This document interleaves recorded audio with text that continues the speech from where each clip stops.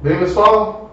Dando continuidade, então, propagação de calor, pessoal. Disse para vocês na nossa aula anterior, nossa aula gravada anteriormente, que são 3 formas de propagação de calor: condução, convecção e radiação, que também é chamada de irradiação térmica.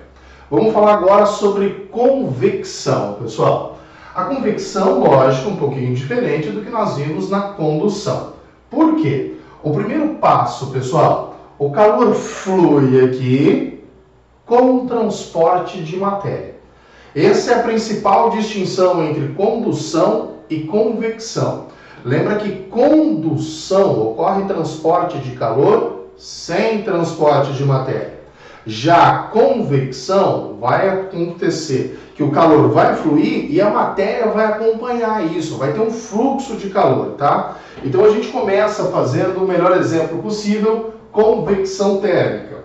Mas antes, vamos tirar já a primeira conclusão. O calor flui com transporte de matéria. O calor flui com transporte de matéria.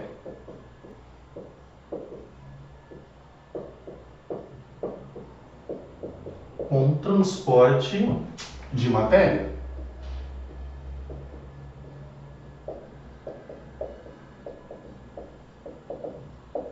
O principal exemplo, pessoal, até então, o mais cobrado, é a tal da brisa marítima e a brisa terrestre, pessoal. O que acontece na praia, em cidades litorâneas durante o dia e o que acontece durante a noite.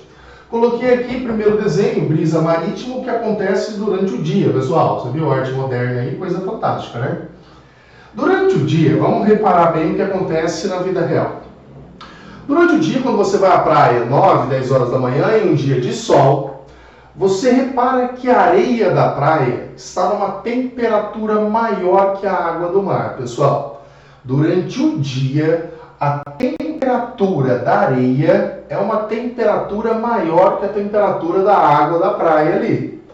Isso acarreta quê, pessoal? Se a temperatura da areia é maior, lógico, o ar quente aqui vai subir. Então eu vou colocar assim, ó, o ar quente próximo à areia, esse ar quente sobe. Ele é menos denso, por isso que ele sobe, né, gente? O ar quente sobe, gerando aqui na areia uma região de baixa pressão. Tem pouco ar pressionando ali, pessoal. Então, essa região aqui, nós vamos dizer que existe baixa pressão.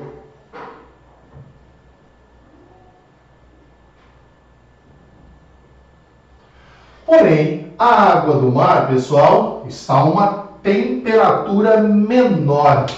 Essa temperatura menor, lógico, gera um ar frio aqui sobre o oceano. Esse ar frio, que é mais denso, acarreta sobre a água do oceano uma zona de alta pressão. Então, quer dizer que o ar frio vai se deslocar, pessoal, do oceano para a praia. Aqui é o tal do ar frio. Esse ar frio, então, está pressionando a superfície do oceano, gerando uma zona de alta pressão sobre o oceano. Alta pressão. Então, o calor, assim como o ar, que é matéria, né, pessoal? O ar é matéria, vai se deslocar para essa região. Foi por isso que eu fiz o meu coqueiro tombado para lá, tá, gente? Então, vai se deslocar. Esse ar frio vai gerar um deslocamento que vai empurrar essas coisas, areia, tudo para a cidade. É por isso que quando vocês vão à praia, pessoal, você repara que durante o dia, 2 quadras, 1, 3 quadras próximo à praia, próximo à orla, tá cheio de areia. Porque esse ar frio aqui foi pegando a areia da praia e foi jogando para a cidade. Já durante a noite, a situação é inversa, pessoal. Durante a noite, você repara que a água do mar está a uma temperatura maior que a areia. Então acontece a situação inversa agora, é o que nós chamamos de brisa terrestre, durante a noite. Fiz a lua aqui, tá, pessoal? Vem vermelhinho. Então, durante o dia, nós temos que a água do mar está a uma temperatura maior Então fica o ar quente sobre ela. O ar quente fica aqui, ó, sobre o oceano. O ar quente. Bem, se esse ar sobe por ser menos denso, gera uma região sobre a superfície do oceano de baixa pressão. A situação se inverteu.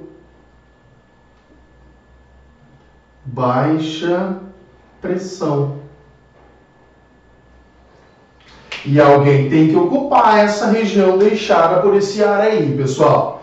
É o quê? É o ar frio que agora está sobre a areia. Aqui então nós temos sobre a areia o ar frio, porque à noite a areia está numa temperatura menor do que a água do mar.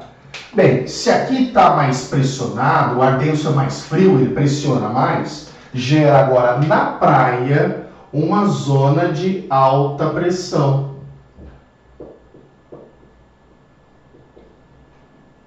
Repararam que eu fiz o coqueirinho agora, pessoal, voltado para cá? Porque o vento vem de lá para cá agora, gente. Mas por que a areia esquenta mais rápido e resfria mais rápido do que a água do mar? Pessoal, dois fatores que eles sempre cobram sobre isso, tá? O calor específico da água, aquele C minúsculo lá do calor sensível, gente, da quantidade de calor sensível, é maior que o calor específico da areia. Então é por isso que a água do mar demora mais para se resfriar, mas em contrapartida demora mais para se esquentar, por causa do calor específico. Volte e meia, os caras envolvem capacidade térmica disso aqui também, pessoal. É lógico que tem muito mais água no mar do que areia na praia. Um outro fator que isso acontece é porque a capacidade térmica da água do mar, né, como tem muito mais água, muito mais massa de água, a capacidade térmica, que era o C maiúsculo, capacidade térmica da água é maior que a capacidade térmica da areia. Porém, o mais cobrado, a razão porque a água da praia demora mais para se esquentar do que a areia da praia, é porque o calor específico. Algumas questões, principalmente da UEPG, eles envolvem isso, tá? Mas lembrando que capacidade térmica e calor específico, pessoal, são grandezas diretamente proporcionais, né? Nós podemos fazer essas duas afirmações. Quanto maior o calor específico, maior a capacidade térmica. Gente, existem outras aplicações aqui de convecção, tá? Geladeira, pessoal. Bem, pessoal, um outro exemplo de convecção, tá? É a geladeira. Em 99% das geladeiras, nós temos que a parte superior dela, pessoal, o chamado congelador,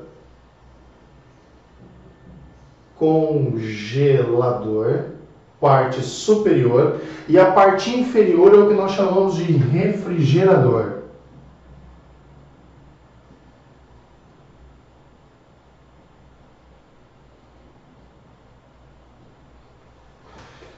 Bem, nós sabemos que o congelador é uma temperatura muito menor que a parte de baixo do refrigerador, né, pessoal? O que vai acarretar? Qual é o princípio físico que funciona, do funcionamento da geladeira? É que o congelador, por ter uma temperatura menor, o ar frio é mais denso. Então isso quer dizer que o ar frio vai escoar por essa geladeira aqui, ó. Vamos fazer o seguinte, eu vou colocar uma outra cor, tá? Igual nós temos representação em duchas aí.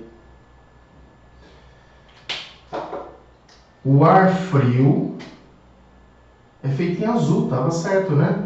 O ar frio é feito em azul e o ar quente é feito em vermelho, né? O água quente nas duchas. Aqui é o ar quente. Acontece então, pessoal, essa troca de calor entre o congelador e o refrigerador, tá? É por isso que a maioria das geladeiras possuem isso aqui. Então lembra que o ar frio ele tem uma densidade maior. Então a densidade do ar frio é maior que a densidade do ar quente. Repararam que tanto em brisa, pessoal, quanto na geladeira, quanto outras situações aqui, acontece isso com o transporte de matéria, mas a matéria tem que ter uma movimentação. Então essa matéria que tem facilidade de movimentação são fluidos, líquidos e gases. É por isso que nós falamos que em condução ocorre predominantemente nos sólidos, porque a nossa convecção ocorre predominantemente nos fluidos. Ou seja, o que é fluido, pessoal? Substâncias capazes de escoar, líquidos e gases. Então, aqui a segunda observação ocorre predominantemente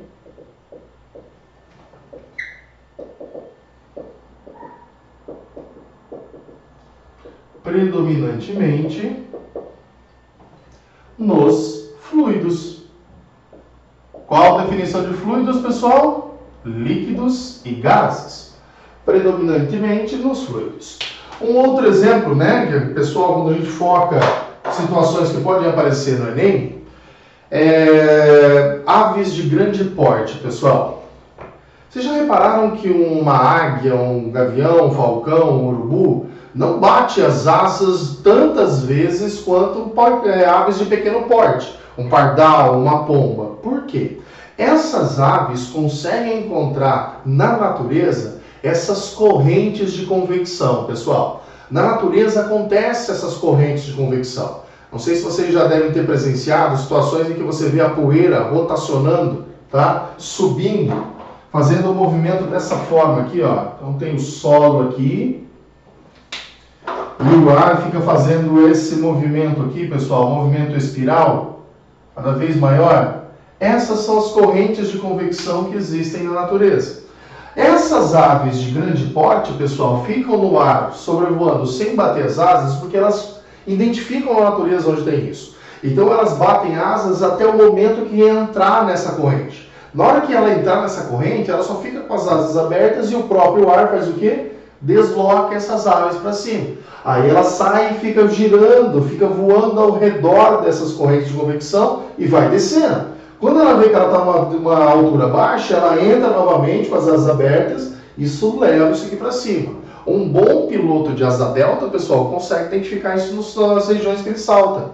Então ele salta, vai sempre caindo, caindo. Quando ele está numa altura baixa, ele quer subir, o que ele faz? Ele identifica os pontos ao redor onde tem essas correntes de convecção, entra com a asa delta e a asa delta é jogada para cima, tá?